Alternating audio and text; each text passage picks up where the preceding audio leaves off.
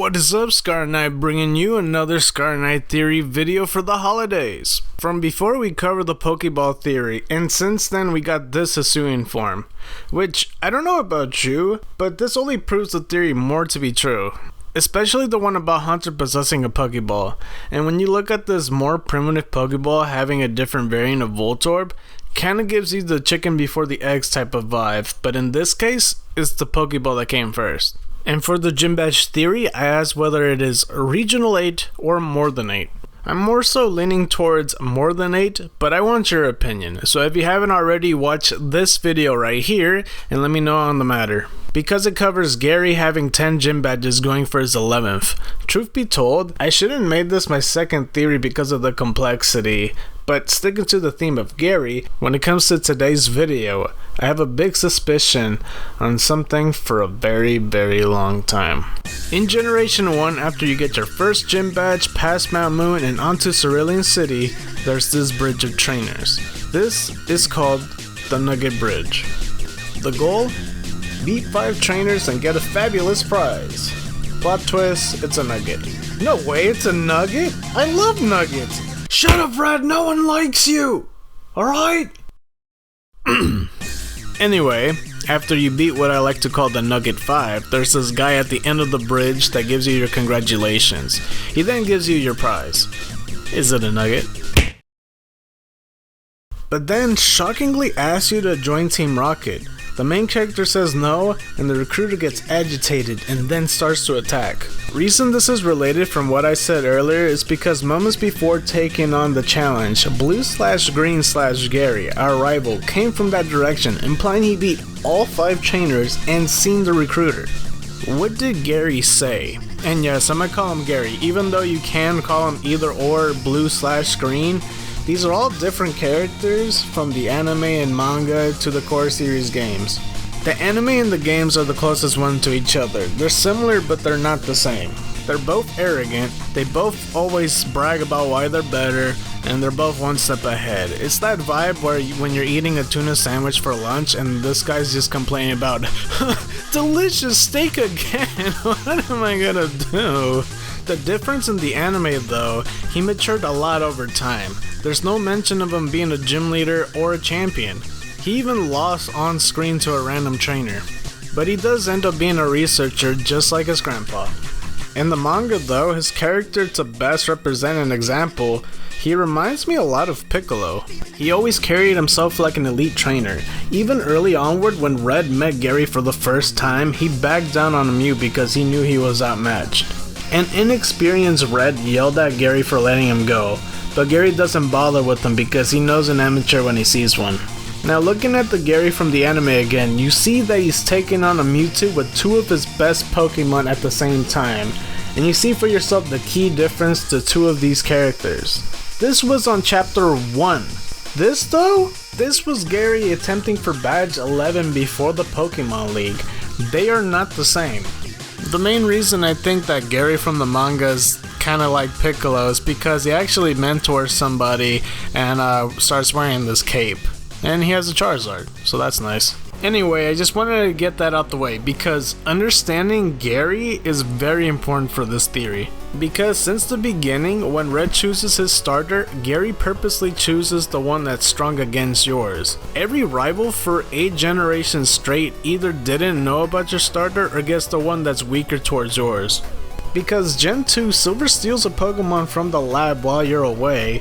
Mayor Brendan been having a Pokemon before they even met you while you found your Pokemon off the ground in the bag. Barry lets you pick your Pokemon first. Sharon Bianca lets you pick your Pokemon first from a present box. Hugh raised his starter Pokemon from an egg. While Serena got picked last out of the 3 to get her starter Pokemon, and it just so happened to be the one that's strong against yours. Hao and Hop on the other hand has Pokemon that is weak against you. Gary's really the only one that kinda backhands you with this choice, and I know what you're thinking though. What if future rivals just end up getting better starter Pokemon than you? It's more than likely to happen someday, but Gary is showing his true colors with this methodical thinking. Even in Pokemon Yellow, Gary actually pushes you because that was the last Pokeball on the table, getting himself an Eevee. Gary has a chip on his shoulder, one that dismantled every trainer on that bridge talked to the recruiter and said yes. For those unfamiliar with Team Rocket, it's a group dedicated to evil and to taking over the world.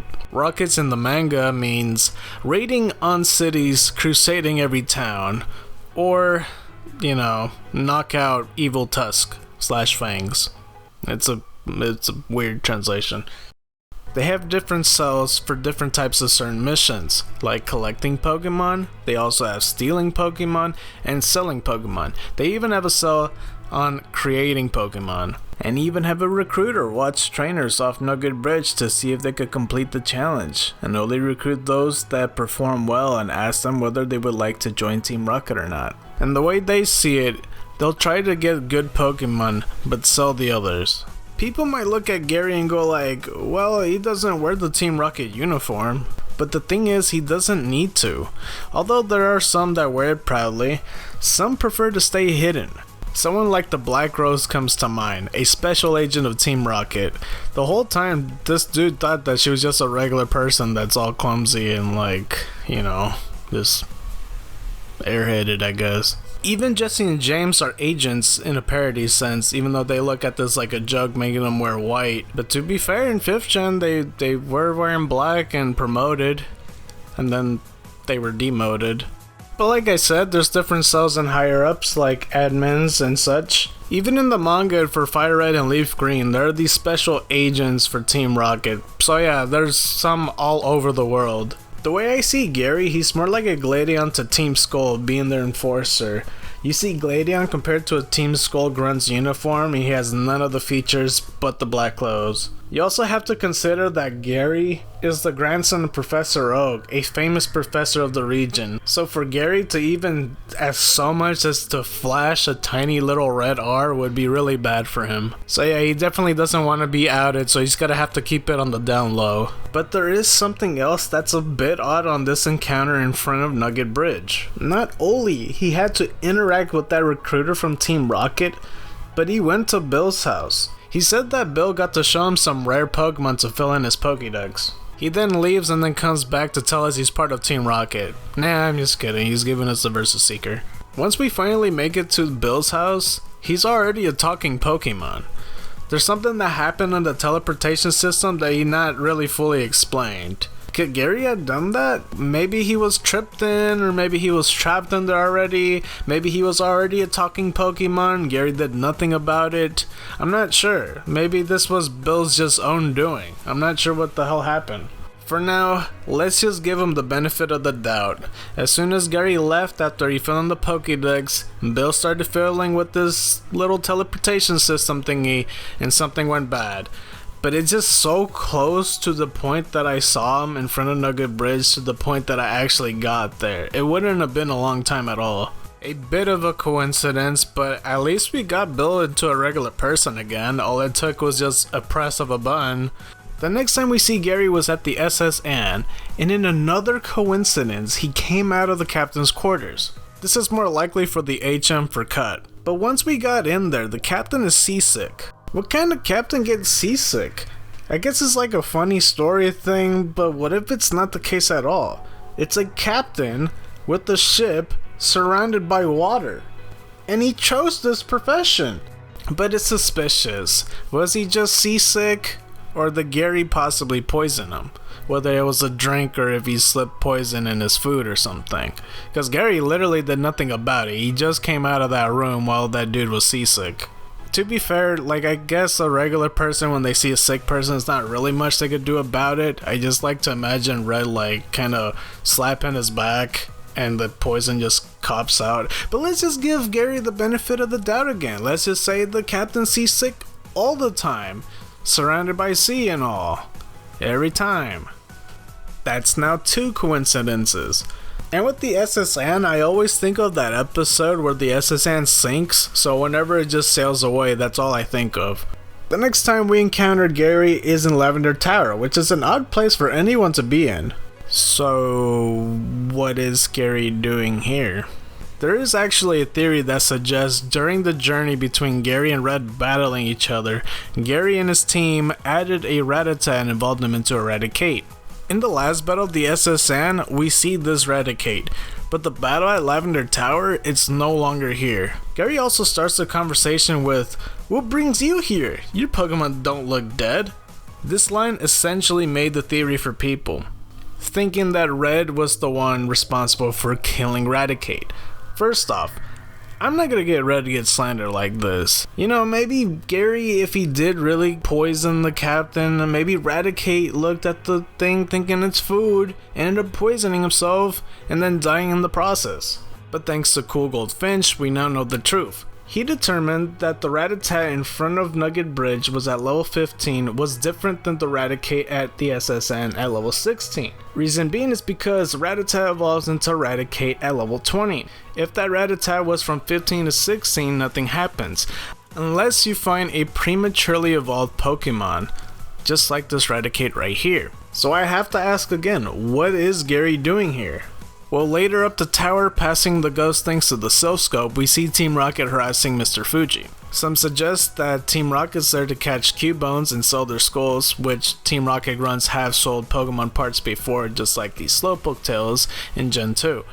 However, I also think they're there to get Mr. Fuji involved into the Mewtwo project yet again, because he is the lead scientist there. So to answer the question, I believe Gary was on assignment there.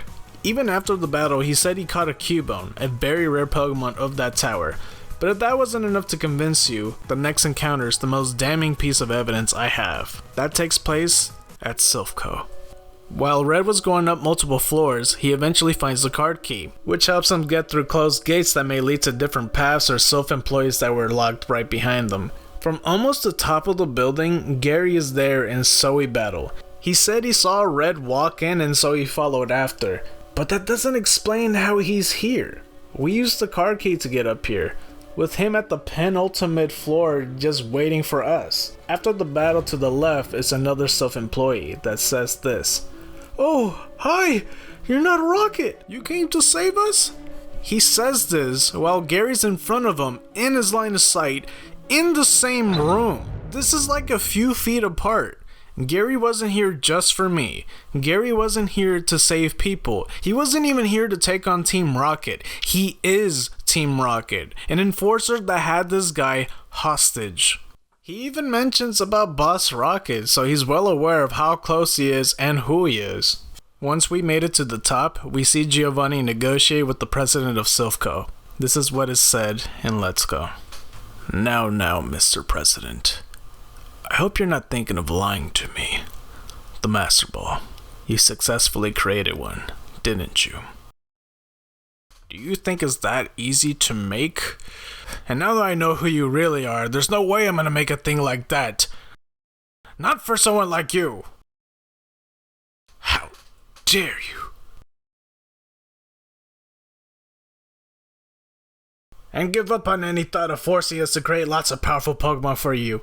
Using stolen research to create Pokemon. That's not something Sylph should ever do. We had a deal. You agreed to this. You're a smart man. I'm sure you could imagine what will happen to your people if you say no to me now. Ugh. This dialogue confirms a lot. It shows that Sylph was a part of the Mewtwo project and maybe even funded Mr. Fuji. This is also where Giovanni got the Self-Scope. It ties everything together.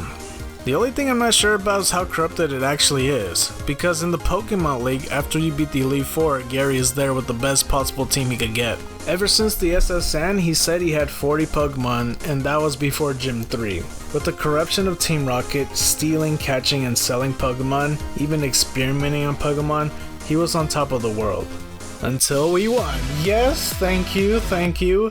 He had a short champion's reign, but not one unnoticed. Giovanni of course sees this, and he sees Gary as his successor. Before the Pokemon League to take on Gary, Virdian Gym opens yet again, revealing that Giovanni is the final gym leader in a secret hideout. Once you beat him, he officially disbands Team Rocket, and although he did, there were followers that were loyal enough to not drop the Rocket moniker, and that goes for Gary as well, who eventually takes the place of Giovanni in his gym with a Rhydon of his own. In the manga they did it a bit different of course, but I found this little thing pretty cool. When Gary becomes gym leader, he said he found this book about the mysteries of the earth, which revealed an extra evolution for Rhydon, and this was before Gen 4. Okay, so here's where things get a bit complicated because, well, I have to mention it. In Let's Go Pikachu and Let's Go Eevee, it's like a retelling of Pokemon Yellow, because although you might have played Gen 1 as Red or Green, in Let's Go, you're playing as Chase and Elaine. This is similar to Gary, because instead of him, it's this guy named Trace. You might be saying, well okay, that's just different names and different personalities, but they're the same entity, like Blue, Green, and Gary, right? Nope, this is a completely different entity. You see, these three already had their journey. They're even in the same game. Gary is right here talking to Chase and Trace. Oh, that rhymes. Trace even says that Gary took on the Elite Four years ago and Red beat him afterward. My guess it's 2 years from Red and Blue. Maybe even at or around the same time as Gold, Silver, and Crystal being 3 years. It's just confusing because literally every single key point of Red and Blue is here. That's including the Sylph takeover. Trace was even the champion mirroring Gary, so what about Trace? What did he say to the recruiter? We know he passed him as well, except the thing is, when we see him in front of the Nugget Bridge, he was freaking out about Bill being a talking Pokemon, and on the Pokemon Tower he was actually looking for a Cubone. But what about the SSN? We see him here too. Then we see Gary, and he brought up Team Rocket and tries to tell us how dangerous they are. Something about that just reminds me about Mr. Negative personally. This symbol here roughly translates to demon. Demon? My father read me ghost stories with that mask and symbol in it when I was young. Scared the hell out of me. Peter, listen. That mask, it could be connected to dangerous people.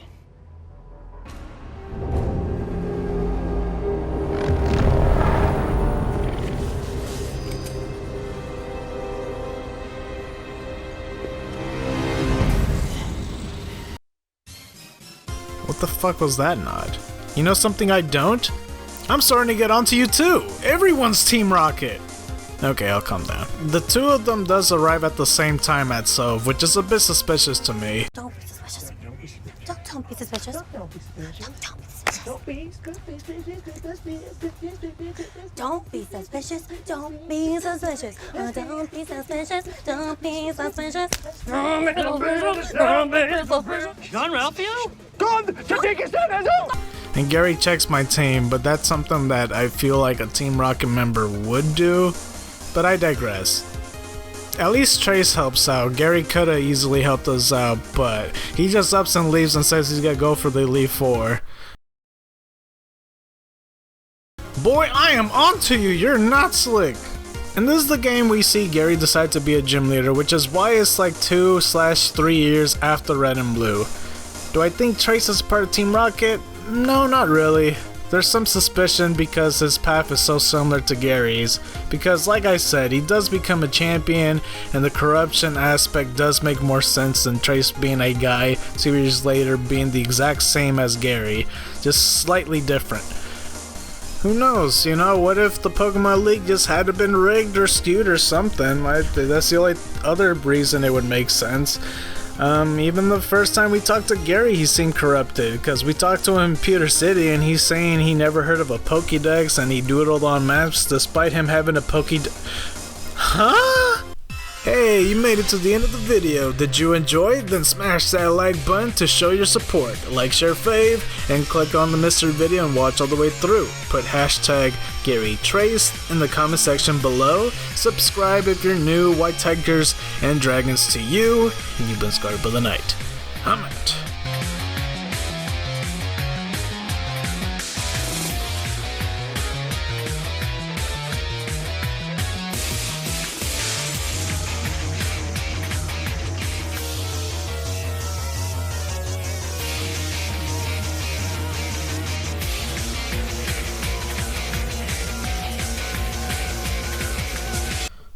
Welcome to the club, kid.